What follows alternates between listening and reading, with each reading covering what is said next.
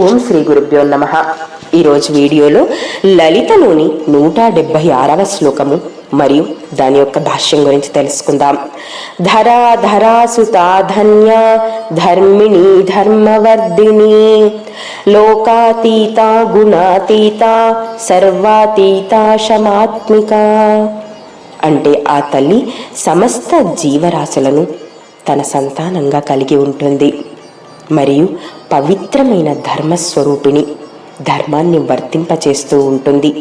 దయాస్వరూపిణి, లోకానికి అతీతమైన శక్తి ఆ తల్లి మరియు క్షమాస్వరూపిణి అయి మనల్ని కాపాడుతూ ఉంటుంది అని వసిన్యాది దేవతలు ఆ అమ్మని స్తుతిస్తూ ఉన్నారు ఈ శ్లోకంలో. ఇది అండి లలితలోని 176వ శ్లోకం గురించి. నెక్స్ట్ వీడియోలో 177వ శ్లోకం భాష్యం తెలుసుకుందాం.